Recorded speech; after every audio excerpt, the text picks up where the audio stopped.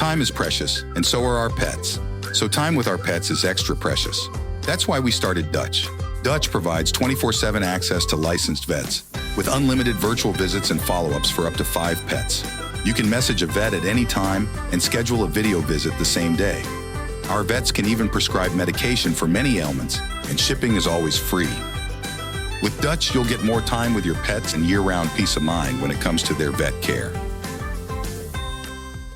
Hello, book lovers. Welcome to Must Love Books.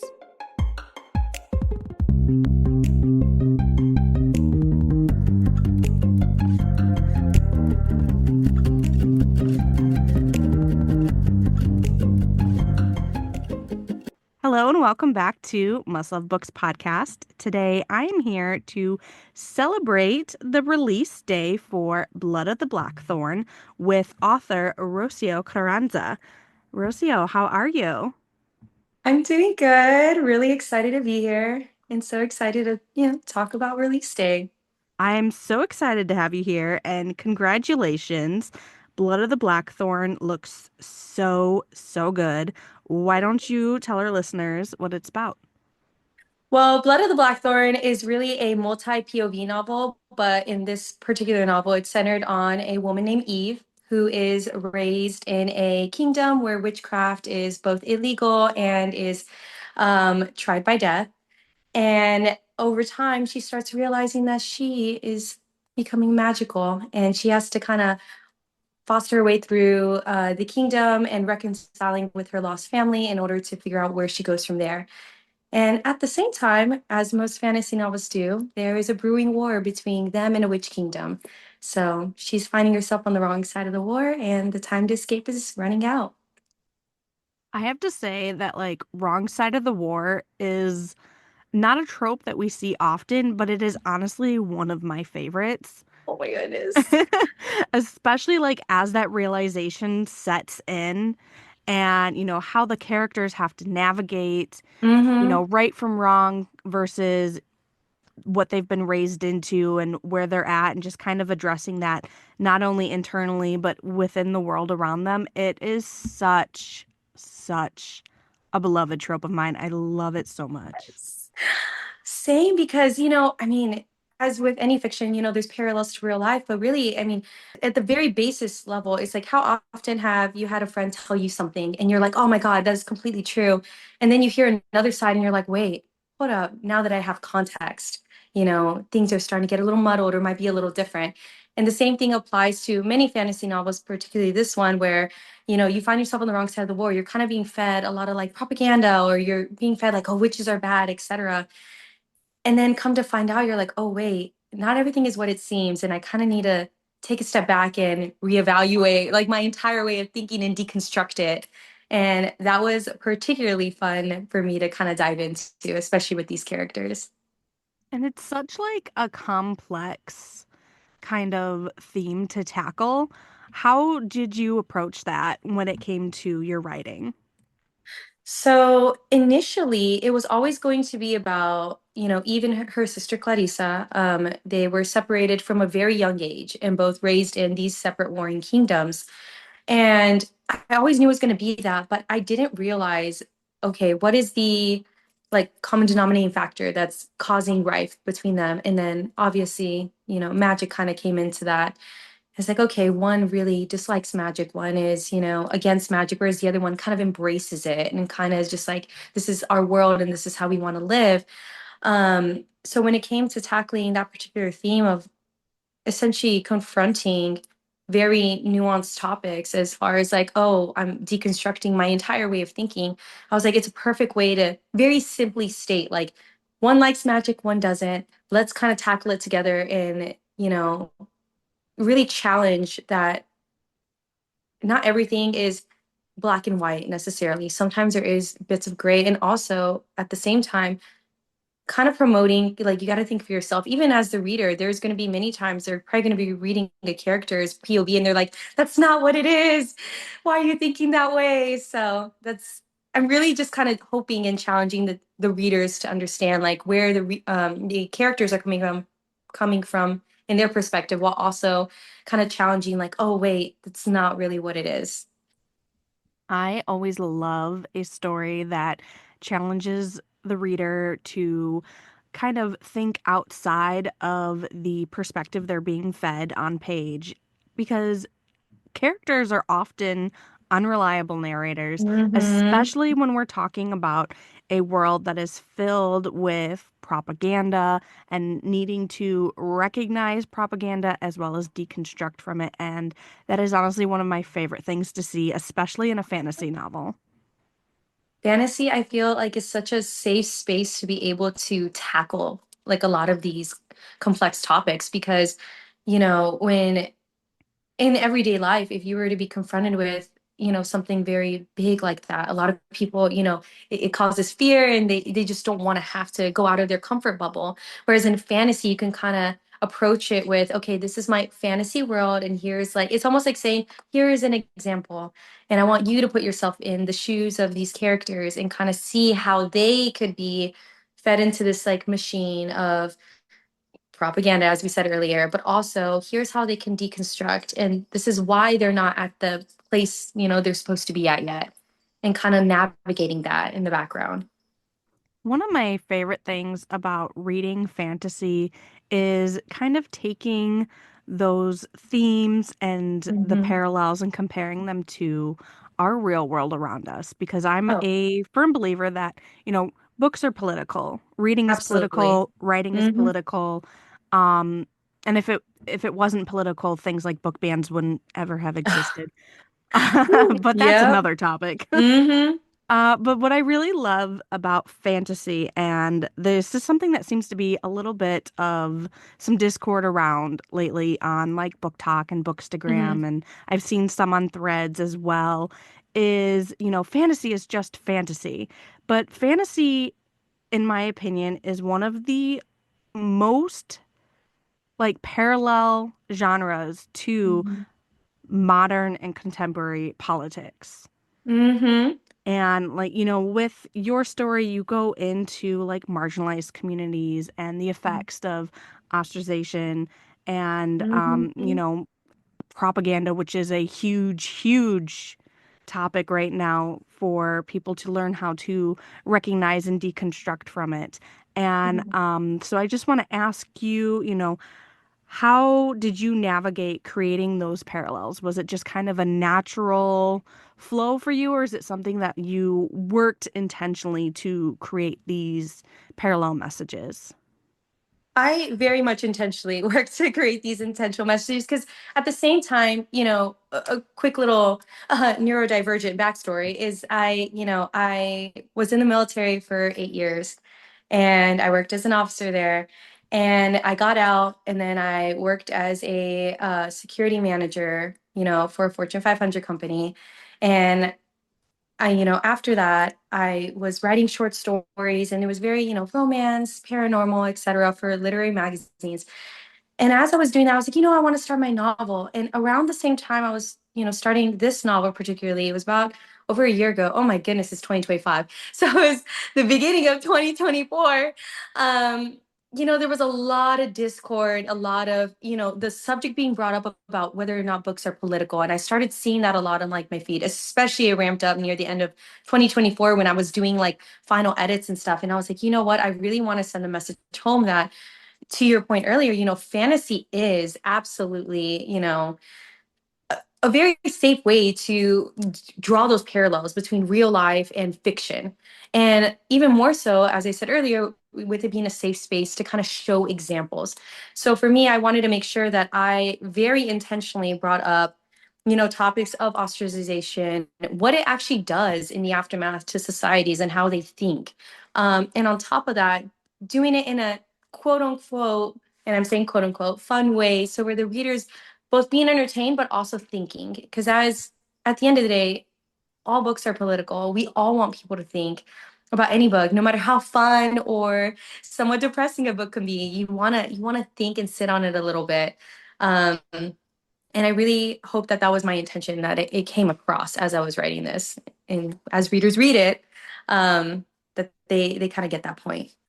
But that So was in short, so well said. I love that. That was thank you. I beautiful. was gonna ask, I could parse it down a little bit more if you need me No, to. no, Okay. that was honestly perfect. Exactly what I was looking for. Let's go into a little bit more about how fear-mongering and propaganda can play a role in further dividing societies and communities. The easiest way is it's kind of like medieval clickbait if you think about it, you know. At the end of the day, when people are really upset, what you often see, and again, I have to put this disclaimer out there, I am not an expert. I am just showing from my personal experience what I have witnessed. A lot of the things you see is clickbaity, right? And we use that term very freely when it comes to, internet discourse, but really it can apply to any facet of our life if we want to say like verbal discourse and stuff.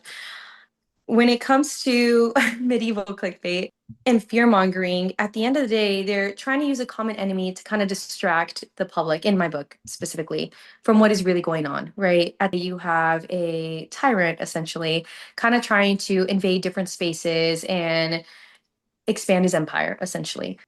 And by using witches, for example, as a common enemy, the public is more distracted and fear mongered on the witches are going to be the ones taking our money, our land, our, livelihood, our safety, versus really critically thinking about it and saying, wait, what is actually going on? We have, this tyrant of a king who's actually trying to expand his kingdom into other territories. And he's really the one causing discourse distress. He's the one actually taking our money, our lands, our people, our fighters, etc. So at the end of the day, it's really just distraction methods. And fear mongering is the easiest way to do that to people who don't have easy access to all the information. So the tools of propaganda have changed, as society progresses and as we have new Oh yeah. technologies, but the Hmm. methods for them are just repeating over and over and over again. So I think, Yeah. whether it's through fiction or, through studying history, or I think it is so important to learn how to recognize those patterns because there is a Hmm. very clear pattern that Hmm. Yeah. continues to repeat. And once we can recognize those patterns, we can learn to deconstruct from it and kind of see through it. And I think Hmm. that is something that is so important for fiction, whether it is fantasy, sci-fi, horror, contemporary, but Hmm. for fiction in general to touch on and play with and explore so that people can kind of, start to apply those things to their real life. And, that's one thing that I find so important for reading is just because it's fiction doesn't mean it's not real. Oh, absolutely. The experiences, the feelings, the emotions, really all of it applies absolutely to real life. And I feel the more that we expose ourselves to these topics in fiction, the Hmm. more that we're able to recognize these things in our daily lives and the worlds around us. So Hmm. I will always push for books like this. Yes. Fiction is just, again, my personal experience, but really, fiction is so powerful. It is so powerful because, if I were to ask really anybody right now, like, what is the book you remember reading growing up? Probably a majority are going to have a fiction book in mind. I read, and we could release a lot of the staples, like, oh, I read Twilight, The Hunger Games. I read, the Odyssey, whatever it is. A lot of it is going to be based on fiction, and a lot of people, especially at impressionable ages, are learning, from fiction about, how to stand up, how to be a good person, how to be kind, how to be powerful and strong and advocate. I feel that the books we read greatly influences the way that we see ourselves in the world as well as the world around us. Whether Mhm. you are someone who started reading as a child or became a reader later on in life, the more you Mhm. read, the more that you are sort of influenced, and not in like a controlling kind of way, but just in Oh, a yeah. expressive and opening yourself up kind of way. The more Mhm. that you are exposed to different ways of thinking. And, this Absolutely. brings me to my next point, which is why representation is so important in fiction because it allows people to experience different lives and experience different perspectives and Hmm. different viewpoints, and that allows people to kind of expand their own ways of thinking. No, absolutely. And I think for me, when it comes to the topic of diversity, I kind of sat around and I was like, I've read fantasy all my life, but I was sitting around reading and I was like, I want more brown representation. By the way, there are amazingly talented BIPOC authors out there who do write fantasy, whose, fantasy books aren't, for whatever reason, being at the forefront of conversation. And I thought to myself, I was like, okay, well, I'm writing a fantasy book. I want to see a brown girl on the cover. So I very intentionally was like, Blood of the Blackthorn. When I was talking to the artist, I was like, I want her face. Like her face is there. And I want to make sure that it's very well known that she is a brown girl.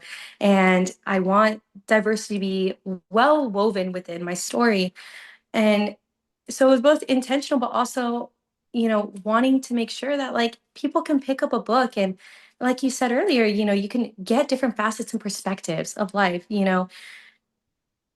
I just wanted to make sure that that was just very well known, you know, so that way no one's picking up my book and they're like, I had no idea. No, it's very well known. It is on the cover.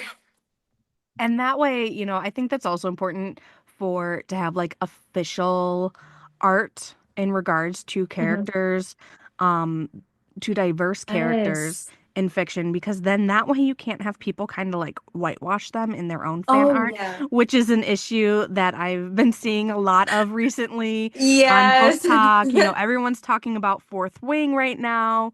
Oh my goodness. And, Yes. not everyone in the book is white, but so much of Yeah. the fan art and fan casting is focusing on, white models and white actors and white art. And so I Yeah. think that's another reason why it is so important to have, the diverse characters on the cover, or at least Hmm. in some sort of like official artwork. Absolutely. If it's not the cover, then like somewhere in the book or somewhere released in the marketing or Yeah. art prints even, that are official. To your point, against whitewashing, at the end of the day, like there are, again, this is a fantasy world, but there are white people, there are Black people, there are, brown people, people of color, all littered throughout my book. And, uh, you know, at the end of the day, we're just, if you look around us, I mean, we live in America, look around. There's so many different types of people in the world. And I feel like in fantasy, it's not only overdue to have diverse casts or a cast of characters, but it's also very important because there are so many diverse amounts of real people picking up books and reading them, and they want to see themselves in there. Um, because at the end of the day, it really just matters. Diversity matters, and so does it in fantasy. So I'm really happy you Absolutely. brought that up. Yeah. Well, I'm really happy, that you're here to talk about it. So I would also like to kind of shift gears a little bit and talk Yes. about how you became a writer. And so let's talk first a little bit about your writing process. Okay. Um, the writing process is, I like to say I'm a plantser, intentionally saying plantser, because I like to fly off the seat of my pants and kind of like go off of feelings and emotions. Like I'll watch like a scene in a movie or I'll listen to a song and I'm like, oh my God, what if there was a real situation happening between two characters, obviously fictionally. And then I just go off of that gut feeling and I'll write a bunch of different scenes that are like coming to me that I feel really strongly about.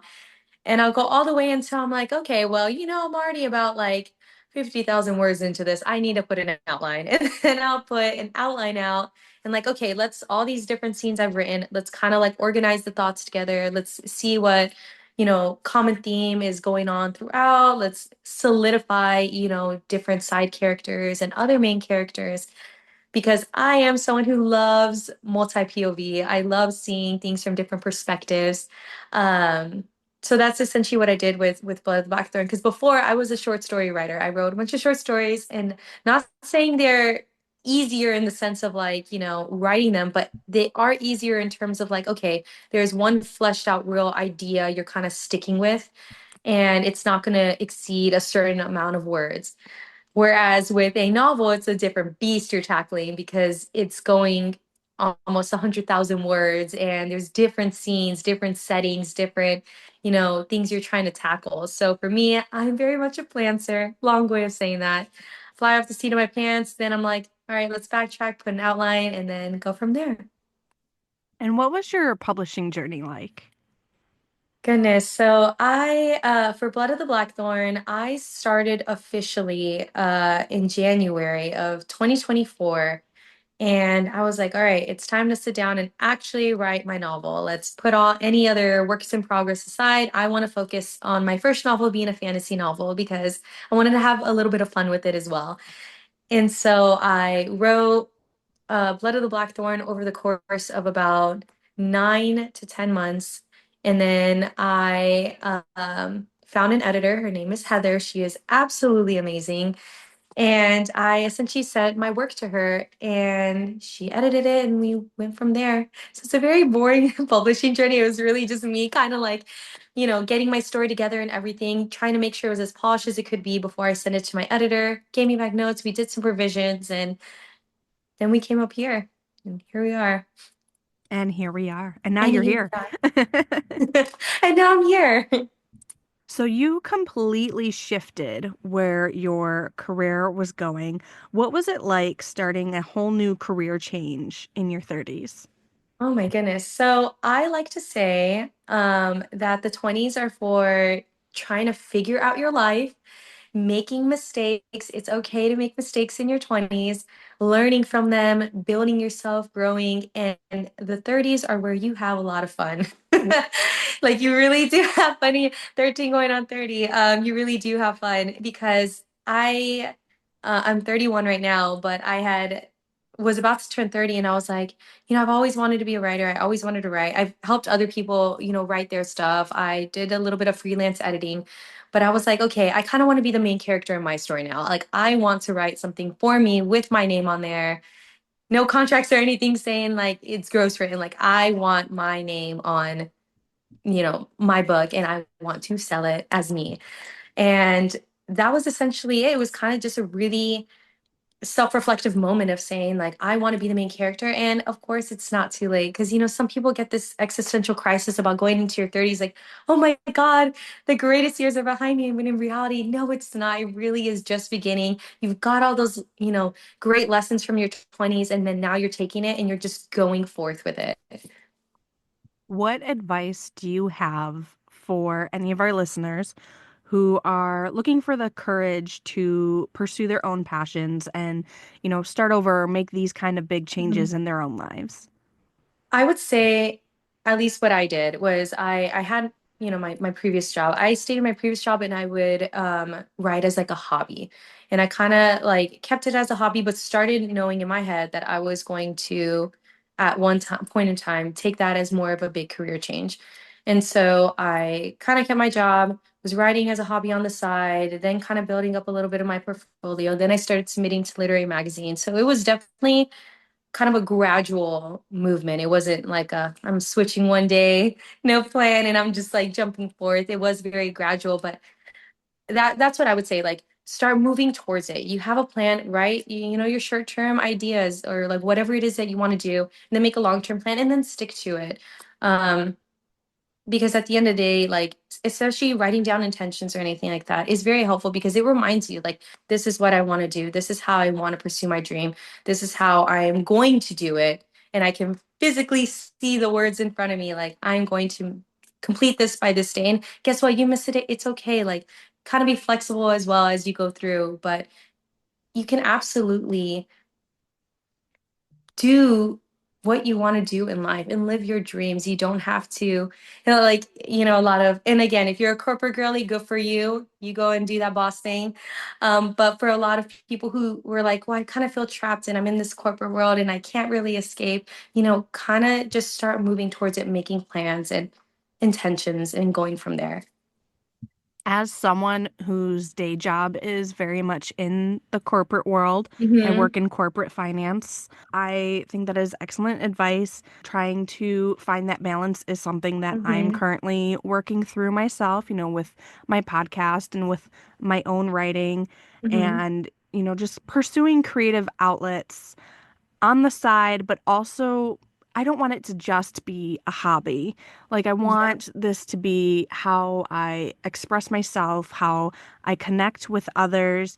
And it's not just something that I do for me. I do this for everyone that I interview with on the podcast, everyone who listens to the podcast. Like, I'm doing this not just for myself, but for all of you. Yeah. And I think having like that purpose or defining what your purpose is Mhm. in your creative pursuits really helps to balance out that corporate lifestyle.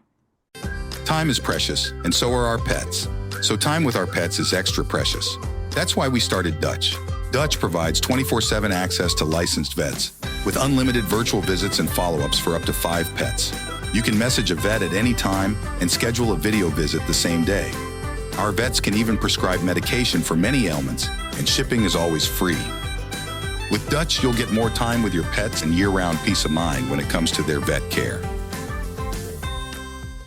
Oh, absolutely. It can, as a girl who also work corporate, like it could definitely be really draining, especially even on like your creative juices sometimes. So it's, like I said earlier, like, and it sounds like, God, you're doing a great job, by the way. Thank But you. just like setting those intentions and that idea and setting that plan of like, okay, this is what I want to do. This is how I'm going to get there.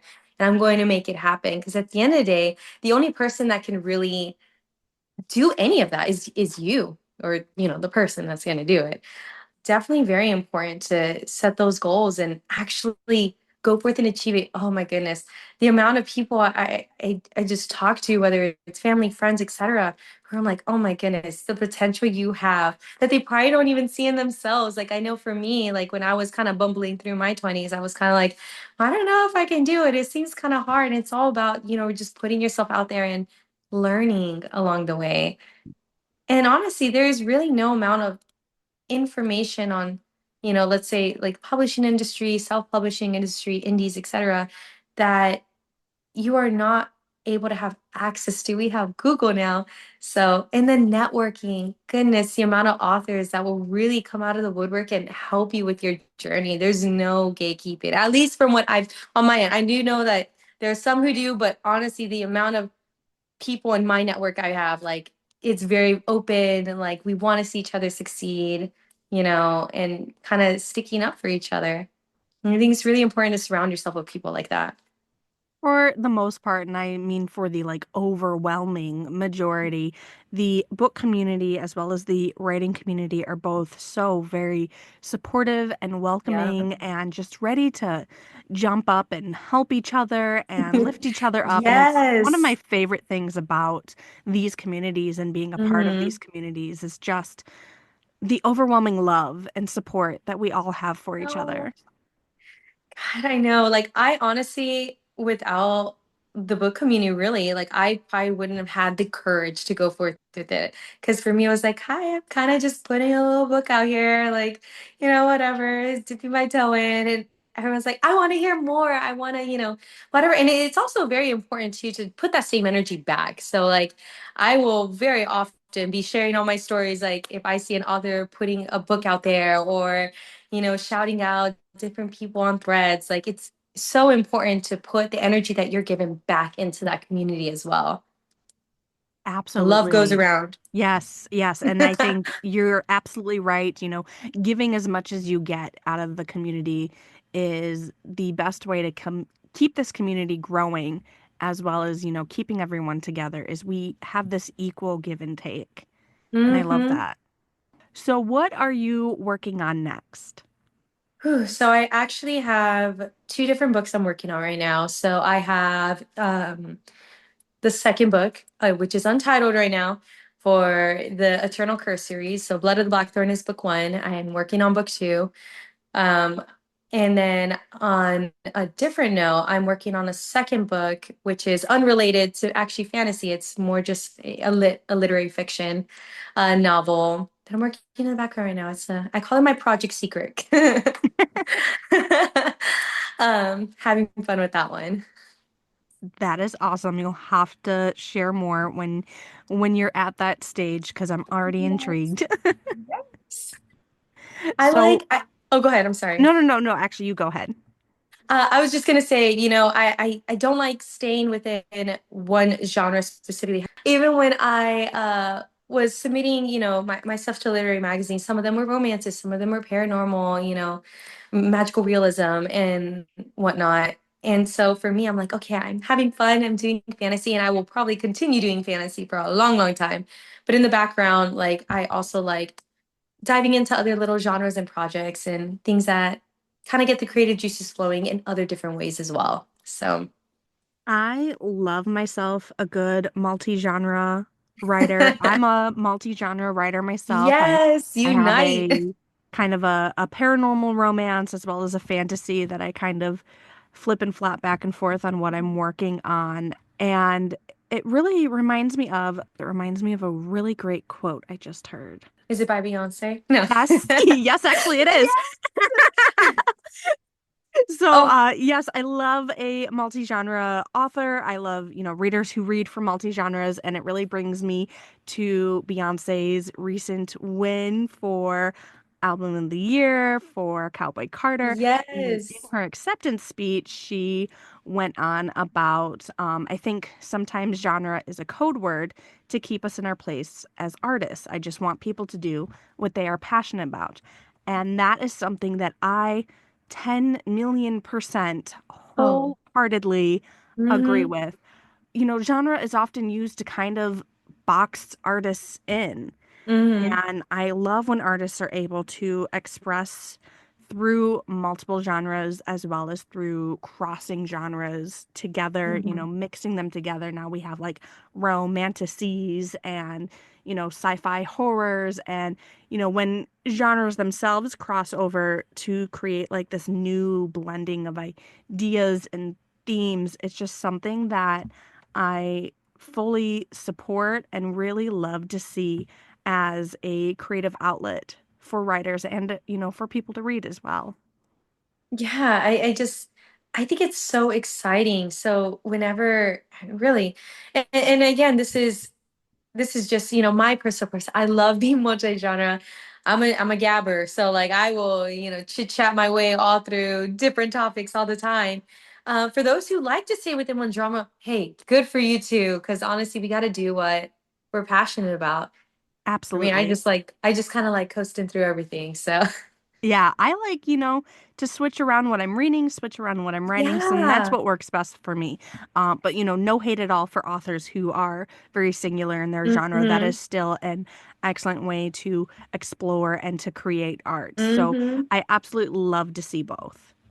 Yes. Really just writing and reading it all. Exactly. Like any Yeah. kind of writing, Gotta any keep kind of it reading, up. like, whether it is well, even if all you write is smut, like, just write Do it. it. Love it. It's Just do it. I expression. will love it. I'll It's add it to my powerful. collection. Yes. Yes. I have read like some of the most unhinged, chaotic smut over the last year Yes, as part of yes. a book club, which I do on the podcast, Something Smutty Book Club. Check those ones Yeah. out. Um, and yes, even like your most off the wall smut is still powerful because it is a form of Yes. self-expression. And Mm-hmm. even if it's something that's so silly that doesn't seem like it should be all that serious, like it's still powerful and it's still real and it's still Yes. authentic and it's still creation and art and it's something that I will always stand up for. Oh, absolutely. 100%. At the end of the day, I mean, I love me a good smut book too. I am very unhinged. I like to read like 5 books at a time because I like going between different worlds. So like sometimes I'll be reading like a lit fic book, and then I'm like, okay, I want something like different right now. So I'm gonna pick up like a smut book, and then I'll be like, okay, I want to, whatever. And I'll literally like spend my time reading between like different worlds, and it is so much fun. Unhinged. I absolutely love it. And if you're a smart writer, keep on going because it's gonna end up on my bookshelf. So We'll cover it in book club for sure. yeah, there you go. Yeah, absolutely. And I read the same way myself. I'm constantly hopping, and occasionally I'll Mhm. get something that I'm just like, I need to read everything that's Oh like my God, this yeah. right now. Hmm. And then I will go right back to hopping around like a Hmm. crazy maniac. We love chaos, all right? Chaos is Mhm. fun. Keeps things interesting. Oh, absolutely. So let's talk about some of our favorite books because in your questionnaire, you mentioned literally my favorite ever book series. This year of podcasting just started, and I've already talked about it at least 3 times how much I love The Hunger Games. Oh my God. Literally, when I was saying earlier in the episode about how, when you ask yourself, like when you were a teenager, what books were you reading is probably fiction. And one of them was Hunger Games. I remember I was reading The Hunger Games. I was probably like, oh man, like 15, 16 or so. And I was devouring it. And I literally was like laying down in my little corner bed over here crying, like, Peta, no. I was obsessed, but it's God, I absolutely love that book series. Like I have often, even in my adulthood, have gone back and reread it because I am just so obsessed with it. I don't think I'll ever stop. I'll be in my like 70s and be like, all right, kiddo, can you pass me like my book? I need to read it again. Catching fire again, let's go. Catching fire, let's do it. And if you ever want to talk about a book series that really embellishes the parallels to our current political Oh, climate, it absolutely. is always going to be Suzanne Collins. Absolute genius. I am literally dying for Sunrise of the Reaping. Oh my God. I am literally just like, oh my God. I'm so excited, especially because like there's hasn't really like besides for putting like the little summary out, there really hasn't been much info about it, which is honestly making me more feral for it because I'm just like, what is in this? I need to know. Absolutely losing my mind. Yeah. It's been a long time since I have gone and gotten like a midnight release book and immediately devoured it and didn't sleep until I actually finished it. And I It's just gonna know that that's gonna be me. yeah, Um, 100%. I'm gonna take off work. Like, I'm gonna need time to recover. yeah, I'll be taking off work. I better see some kind of midnight release event going on somewhere, like they Hmm. used to do back in the day of Oh, absolutely. Borders. Because let me tell you, that was my favorite thing ever was midnight releases for like the Twilight books and the Harry Potter books and those like events and parties that places like Borders would put on with like games and costumes, and it was God. like a miniature fan convention anytime Yeah. one of these books came out. And that's what I want to see for the next Hunger Games. Like, I need it. God, I will dress up as Effie. Hold up. Do it. I want to see that gold wig. Do not put that above me. You do not, people on Instagram, you do not see the unhinged version of me. That is very much my author account, and I am not as unhinged. But in my real life, I would probably go dressed up as Effie. Like, oh, thank you very much. I'm here for it, and I just cannot wait.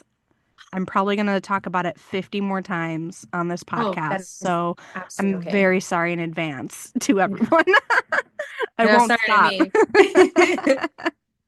So, what are you reading right now? So right now, I actually went back to rereading a few books. So, Lady Tan's Circle of Women. I am rereading that. I actually really like that book. And then I'm also reading a book in Spanish. So I'm gonna say it slow for anyone who's listening. It's Como Agua para Chocolate, and the reason I'm rereading it because this is a much older book is because it was.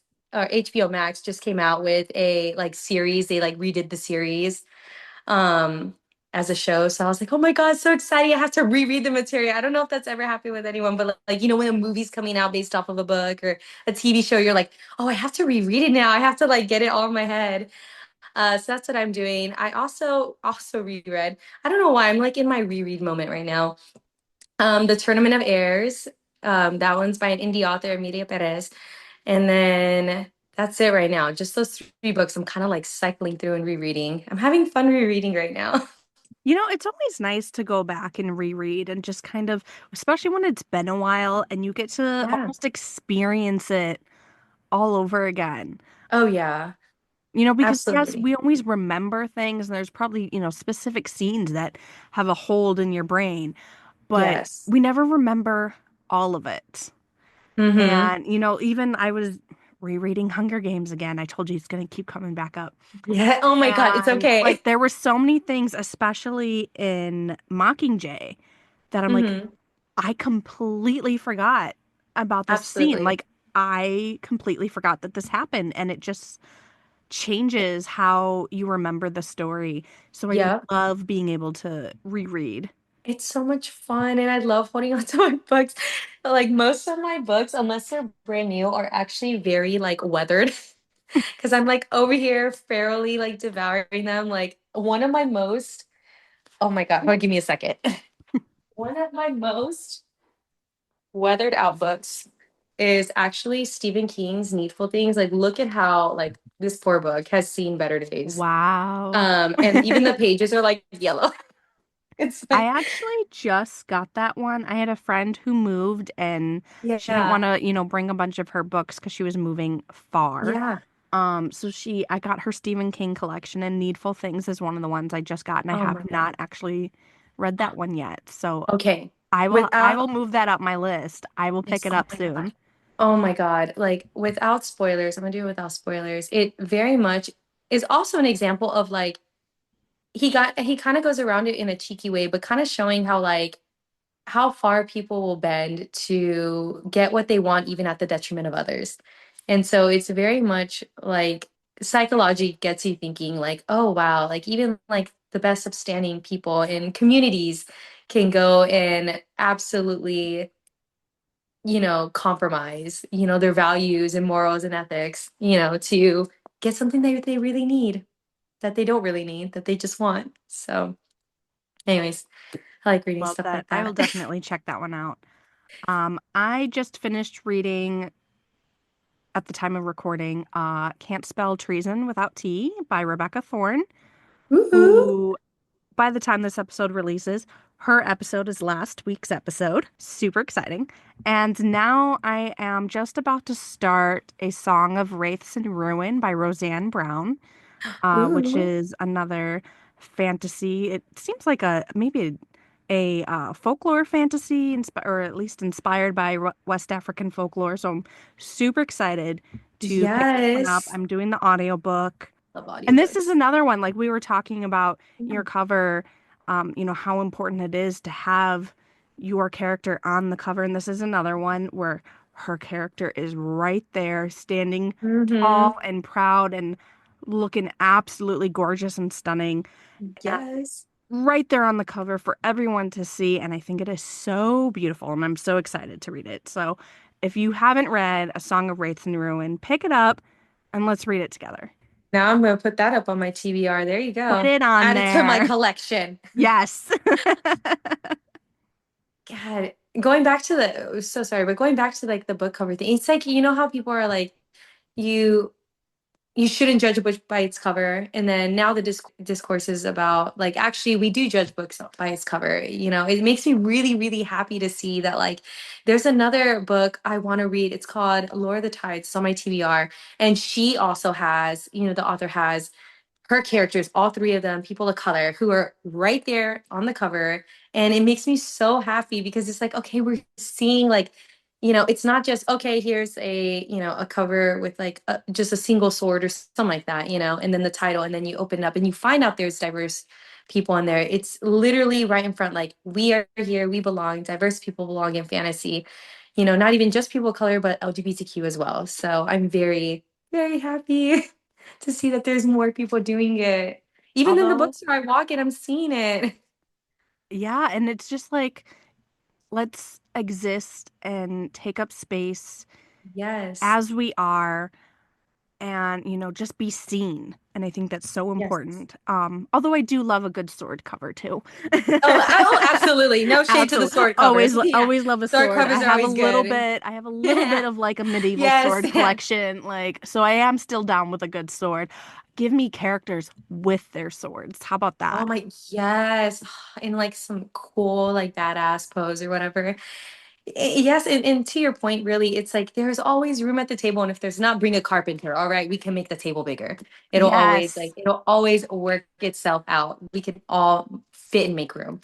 Every good table has like those leaves where you can expand it, you Yes, know? let's just keep So expanding it. Let's keep have fun. expanding the table, add more seats. There's no reason to keep anyone away No. from sitting at the table. Like there's room for all of us. Mm-hmm. So like dig in. There's plenty to eat. Yeah, exactly. Bring around the drinks. Let's go. I love that. All right, let me see what else I got on my. Honestly, at the end of the day, I really just want people, whether, whatever it is that you're reading, whether it's literary fiction, horror, I love a good horror book, um, horror, literary fiction, romance, whatever it is that you're reading, just remember books are always absolutely political. Everybody really should have access to books and really should, you know, always be encouraged to read. If you don't have a library card, I highly encourage you to get a library card. I'm very biased and will say that the majority of Blood of the Blackthorn, I actually wrote at my local library because I was like, I just want to get out of the house. I need somewhere else to go. And I didn't really feel like going to a cafe, but my local library, I was like, you know what? Very encouraging space, like very sweet people. They are definitely awesome, so library cards. Everybody matters. Diverse group of people. Diversity belongs in fantasy. And I think that's about it. I can go on and on. I'm a gabber, so Right, you. really? Like we could record for 16 hours. Like and I just want to add to that, even if you don't necessarily focus on checking out books from the library because maybe you just prefer to own your copies. Mhm. Maybe you're an annotator and you want to be able to write in it. Still get a library card and support your local libraries because it's more important now than ever before.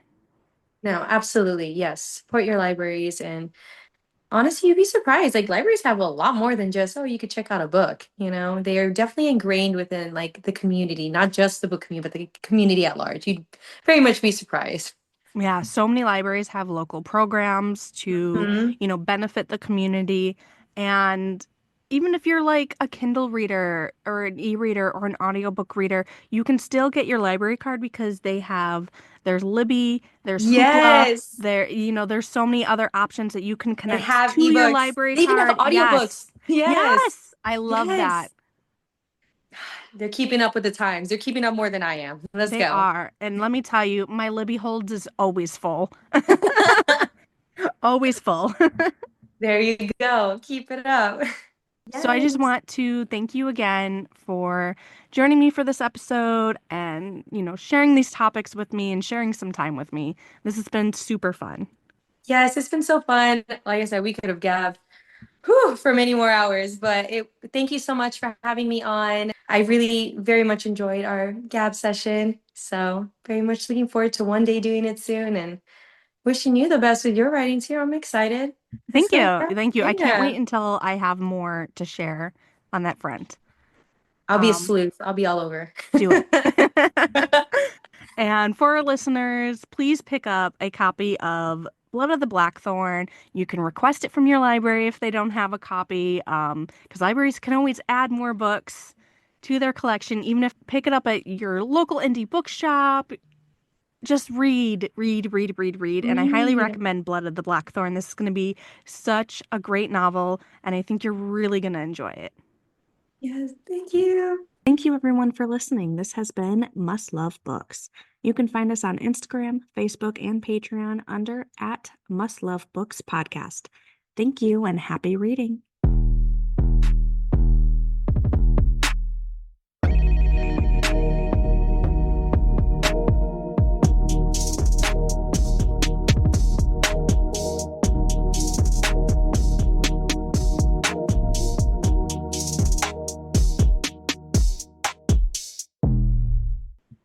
Time is precious, and so are our pets.